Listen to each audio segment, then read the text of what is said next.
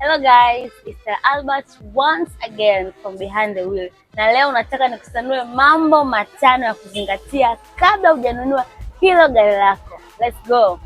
Kitu cha kwanza cha kuzingatia ni bodi ya gari lako. Why appearance? Appearance kwa sababu kuna barabara za aina mbalimbali, lakini pia matumizi yako ya kila siku. Tairi za gari huwa mara nyingi zinaonyesha uchakavu wa gari. Kwa ni muhimu kukagua tairi, kuzingatia bolts ziwe zimefungwa vizuri ili kuepuka complication kabla ya kununua gari lako. Kitu kingine cha kuzingatia, hakikisha unakanyaga accelerator ya gari lako.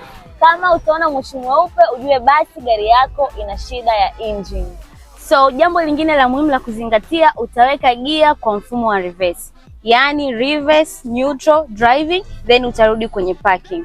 Kama utasense vibration ya aina yoyote, ujue hiyo gearbox iko na shida.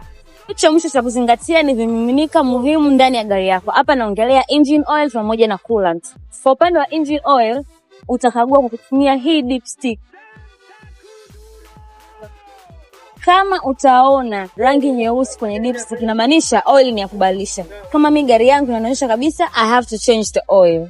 So tuandikie kwenye comment ni kitu gani ungependa zaidi kujua kuhusiana na gari lako. Behind the wheel, we got your back.